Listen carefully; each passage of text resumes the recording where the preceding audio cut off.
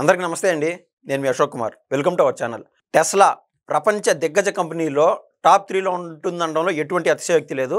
ఈ యొక్క Tesla company మన భారతదేశానికి వచ్చే ఛాన్సెస్ అంటున్నాయి. దీనిపైన మనతో పూర్తిగా విశ్లేషించడానికి షణ్ముఖ్ గారు ఉన్నారు. నమస్తే షణ్ముఖ్ గారు. నమస్తే అండి. టెస్లా ప్రపంచంలో కల్లా టాప్ 3 కంపెనీస్లో ఒకటి. ముఖ్యంగా కార్లకు సంబంధించిన ప్రోడక్ట్స్ తయారు చేయడంలో టెస్లా తన మార్క్ అంటూ చూపిస్తూ ఉంది. కానీ రీసెంట్గా రకరకాల వార్తలు వింటూ ఉన్నామండి. చైనాలో ఆల్రెడీ టెస్లా కంపెనీ ఉంది, అక్కడ నుండి మనం ఇంపోర్ట్ చేసుకుంటాము అని చెప్పే ఒక వార్త. కానీ అమెరికా ప్రెసిడెంట్ అయినటువంటి డొనాల్డ్ ట్రంప్ ఉండి టెస్లా అనేది ఇండియాలో పెట్టడం ఆయనకి ఏమాత్రం ఇష్టం లేదు, మీకు అవసరమైతే చైనా నుంచి ఇంపోర్ట్ చేసుకోమని ఒక మాట చెప్పారు. కానీ మనం ఇండియా వాళ్ళు సూచనప్రాయంగా జపాన్ నుంచి ఇంపోర్ట్ చేసుకోవాలా అనేది మనం ముందున్న ప్రధానమైన టాస్క్. కానీ టెస్లా కంపెనీ మెయిన్ కంపెనీ మన దగ్గరికి వస్తుందా, కేవలం షోరూములు మాత్రమే పెడుతున్నారా? దీనిపైన ఏమంటారు? ముందుగా టెస్లా అనేది ప్రపంచ దిగ్గజ కార్ల సంస్థలో ఒకటి అనేది చెప్పుకోవడంలో ఎటువంటి అతిశయోక్తి లేదు. మరి గతంలో 2014 నుంచి 2019 మధ్య కాలంలో నారా చంద్రబాబు నాయుడు గారి నేతృత్వంలో అప్పట్లో దేశంలోనే అతిపెద్ద FDI foreign direct investment Kia Motors కంపెనీని అనంతపూర్ జిల్లాకు తీసుకొని రావడం అనేది ఒక పెద్ద సాహసమే, ఒక పెద్ద ధైర్యం అని చెప్పాలి. అందులో కరువు జిల్లా, నీళ్లు లేనటువంటి జిల్లాలో రాళ్ళు గుట్టల్లో ఉన్నటువంటి ప్రాంతానికి తేవడం అంటే అంత ఆషామాషి పని కాదు. కొరియాకి సంబంధించిన కంపెనీ అది సౌత్ కొరియాకి సంబంధించినటువంటి కియా మోటార్స్ కంపెనీ. ఓకే. మరి అది వచ్చిన తర్వాత దాని సిస్టర్ కంపెనీస్, పేరెంట్ కంపెనీస్ చాలా రావడం జరిగింది. మళ్ళా 2019లో జగన్మోహన్ రెడ్డి గారు ముఖ్యమంత్రిగా అధికారం చేపట్టిన తర్వాత ఆ సిస్టర్ కంపెనీస్ రాజకీయ ఒత్తిడి తట్టుకోలేక పక్క రాష్ట్రమైనటువంటి కర్ణాటకకు, మహారాష్ట్రకు వెళ్ళిపోవడం జరిగింది. మరి ఇప్పుడు మీరు ఏమంటున్నారు, టెస్లా మన దేశంలో అడుగు పెట్టబోతా ఉంది, మరి ఏ రాష్ట్రాలు తలపడనున్నాయి? అవునండి. మరి ముఖ్యంగా చూసుకుంటే సొంత రాష్ట్రం, ప్రధానమంత్రి మోడీ గారి సొంత రాష్ట్రం గుజరాత్, దాని తర్వాత తమిళనాడు, కర్ణాటక, ఆంధ్రప్రదేశ్, ఇలా చాలా రాష్ట్రాలు, మహారాష్ట్ర కూడా ముందంజలో ఉన్నాయి. సరే, ముందుగా మరి టెస్లా కంపెనీకి కావాల్సిన రిక్వైర్మెంట్స్ ఏంటి? అసలు ముందు ఇక్కడ పెట్టాలి మన దేశంలో అంటే వాళ్ళకి కావాల్సిన రిక్వైర్మెంట్ ఏం కోరుతా ఉన్నారు అనేది ఒక్కసారి మనం ఆలోచన చేసినట్లయితే, పరిశ్రమల వర్గాల సమాచారం ప్రకారం టెస్లా పరిగణలోకి తీసుకునే అంశాలు ఇలా ఉన్నాయంట.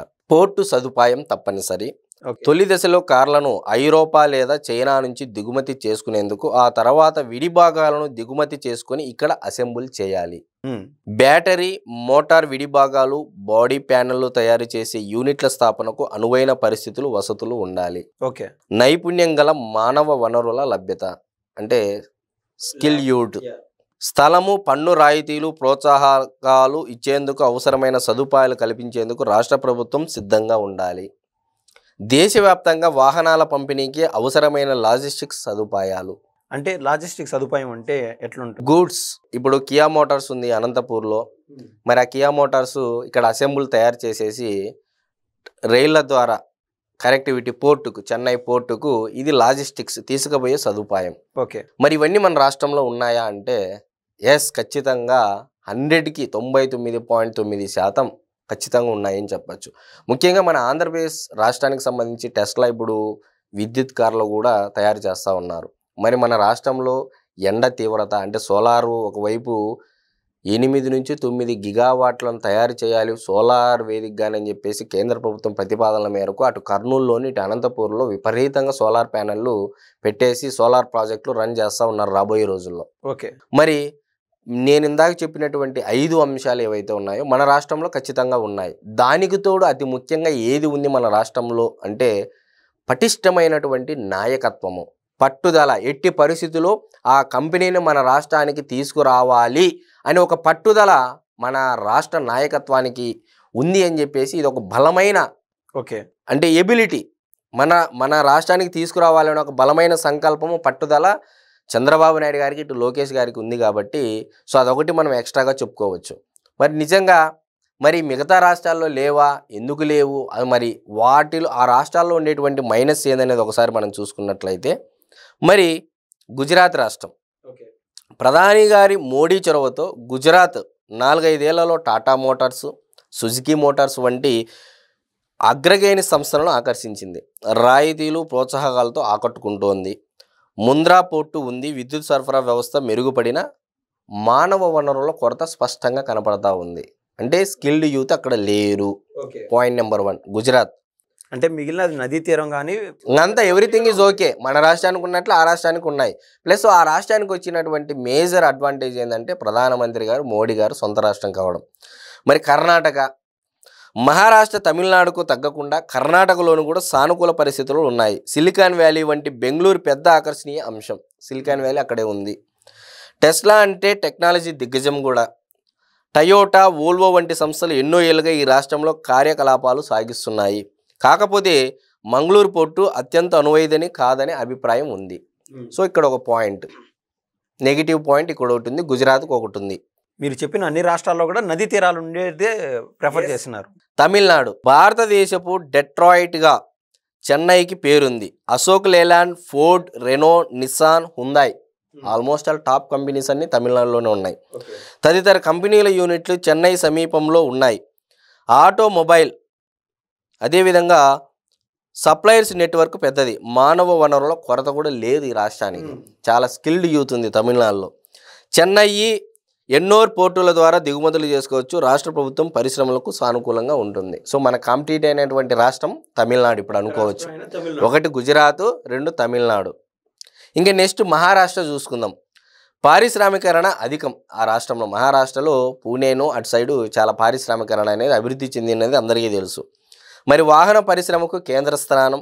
ముంబై ఆర్థిక రాజధాని కాగా పూణే ఆటోమొబైల్ కేంద్రం. మహీంద్రా అండ్ మహీంద్రా, బజాజ్, కైనోటిక్, టాటా మోటార్స్ వంటి దిగ్గజ సంస్థలు ఉన్నాయి. ముంబైలోని పోర్టు మానవ వనరులు, మౌలిక సదుపాయాలు సానుకూలలే. కాకపోతే భూముల ధర ఎంతో ఎక్కువ, కార్మిక వ్యయాలు కూడా అధికమే. సో మహారాష్ట్రతో ఇది ఒక నెగిటివ్ పాయింట్. ప్రొడక్షన్ కాస్ట్ ఎక్కువైపోతుంది ఆటోమేటిక్. భూముల ధరలు కూడా విపరీతంగా ఉన్నాయి. సో ఇది ఒకటి మనకు ఒక మహారాష్ట్రకు సంబంధించి ఒక నెగిటివ్ పాయింట్. ఇకపోతే మన రాష్ట్రము, మన సొంత రాష్ట్రము ఆంధ్రప్రదేశ్. అతిపెద్ద తీర ప్రాంతము. విశాఖ నుంచి ఇటు కృష్ణపట్నం వరకు 4-5 పోర్టులు ఉన్నాయి. ఆంధ్రప్రదేశ్కు కలిసొచ్చే అంశం. రాష్ట్ర ప్రభుత్వ పట్టుదల అత్యంత ముఖ్యాంశం ఇక్కడ. ఓకే. అన్ని రకాల రాయితీలు, ప్రోత్సాహకాలు ఇచ్చి శరవేగంగా మౌలిక వసతులు కల్పించి బెంగళూరు సమీపంలోని అనంతపూర్ జిల్లాలో కొరియా సంస్థ కియా మోటార్స్ ప్లాంట్ ఏర్పాటయ్యేలా చంద్రబాబు ప్రభుత్వమే గతంలో చర్యలు తీసుకోవడం గమనార్హం. ఇదే తరహాలో టెస్లా కోరుకున్న సదుపాయాలన్నీ అందించి ఈ యూనిట్ని సాధించాలని ప్రభుత్వం పట్టుదలగా ఉంది. మరి చెన్నైకి సమీపంలోని శ్రీ సిటీ సెజ్లో ఇసుజు కార్ల కంపెనీతో పాటు విడిభాగాల సంస్థలు 15 ఉన్నాయి. చెన్నైలోని కార్ల కంపెనీలకి ఇక్కడ నుంచి విడిభాగాలు వెళుతున్నాయి. ఈ సమీపంలోనే హీరో ప్లాంట్ కూడా ఉంది. అంటే ఇప్పుడు ముఖ్యంగా మన రాష్ట్రంలో వచ్చేసి హీరో, ఇసుజు, కియా మోటార్స్ అనేటివి అతిపెద్ద ప్లాంట్స్ ఆటోమొబైల్. రీసెంట్గా విజయవాడ సమీపంలో కూడా అశోక్ లేలాండ్ అసెంబ్లింగ్ యూనిట్ కూడా స్టార్ట్ చేయడం జరిగింది. మరి ఇప్పుడు ఆంధ్రప్రదేశ్ ముఖ్యమంత్రి నారా చంద్రబాబు నాయుడు గారు ఏ విధంగా దీన్ని గతంలో ISB, Indian school of business ఎలా తీసుకొచ్చారు, మరి అదే తరహాలు ఏ విధంగా రేపు గతంలో కూడా నారా లోకేష్ గారు యుఎస్ పర్యటనకు వెళ్ళినప్పుడు అక్కడ ఉన్నటువంటి టెస్లా ప్రతినిధి బృందంతో కూడా చాలాసార్లు చర్చలు చేయడము, పలుమార్లు కలవడం కూడా జరిగింది. మరి ఇప్పుడు ఒకవైపు కేంద్రంలో కూడా మోడీ గారి నాయకత్వానికి అనుసంధానంగా అంటే క్షేత్రస్థాయిలో చాలా ఇంపార్టెన్స్ ఇస్తున్నటువంటి వ్యక్తి నారా చంద్రబాబు నాయుడు గారు. మరి ఇది ఎవరు కాదనేటువంటి వాస్తవం. మరి ఇప్పుడు మోడీ గారిని సైతం మెప్పించి ఒప్పించి, మరి అదేవిధంగా ఎలన్ మస్క్ గారిని కూడా ఒప్పించి మెప్పించి ఆంధ్రప్రదేశ్ రాష్ట్ర ప్రభుత్వానికి టెస్లా కార్ల కంపెనీని తీసుకురావడంలో ఇప్పుడున్నటువంటి కూటమి ప్రభుత్వానికి ఉన్నటువంటి బలమైన ఆలోచన ఏంటంటే పట్టుదల, సంకల్పం. ఎట్టి పరిస్థితుల్లో మన రాష్ట్రానికి తీసుకువస్తే మిగతా అన్ని కంపెనీలు మన రాష్ట్రానికి వస్తాయనేది సాధించాలని మనము కూడా కోరుకుందాము. అది అనంతపూర్కు మ్యాక్సిమం రావచ్చు అని చెప్పేసి కూడా గతంలో నుంచి కొన్ని కథనాలు నడుస్తూ ఉన్నాయి. సో ఎనీహౌ ఏదైనప్పటికీ నారా చంద్రబాబు నాయుడు గారు, నారా లోకేష్ గారు మీరు పట్టుదలతో ఈ కంపెనీని మన రాష్ట్రానికి తీసుకురావాలంటే వీళ్ళు ఏ విధంగా వాళ్ళకి ప్రోత్సాహం ఇవ్వగలుగుతారు అంటే గతంలో నిప్పాన్ కంపెనీని కూడా తీసుకురావాలని చెప్పి ప్రయత్నం చేశారు. వాళ్ళకి నెక్స్ట్ 5 నుంచి 10 సంవత్సరాల పాటు ఈ యొక్క విద్యుత్ ఛార్జెస్ ఏవైతే ఉంటాయో పూర్తిగా మినహాయింపు చాలా ఉంటాయండి. రాయితీలు అంటే ట్యాక్స్ ఎగ్జంప్షన్ అని ఒకటి ఉంటుంది. తర్వాత వారికి కావాల్సినటువంటి బేసిక్ ఇన్ఫ్రాస్ట్రక్చర్ ప్రభుత్వమే మనమే ఖర్చు పెట్టుకొని చేయాల్సి, అంటే ఒక్కో కంపెనీకి ఒక్కో రకంగా రాయితీ ఇవ్వాల్సి ఉంటుంది. సో వాళ్ళ రిక్వైర్మెంట్స్ ప్రకారం టెస్లా కంపెనీ రిక్వైర్మెంట్స్ ప్రకారము వాళ్ళు ఏమి కోరుకుంటున్నారనే దాన్ని బట్టి వాళ్ళతో చర్చలు జరిపిన తర్వాత రాష్ట్ర ప్రభుత్వం ఆ విధంగా చర్యలు చంద్రబాబు నాయుడు గారు ఖచ్చితంగా ఇది సాధిస్తారనే నమ్మకం నాలో అయితే కూడా ఖచ్చితంగా ఉందని చెప్పవచ్చు. థ్యాంక్స్ అండి. నమస్తే అండి.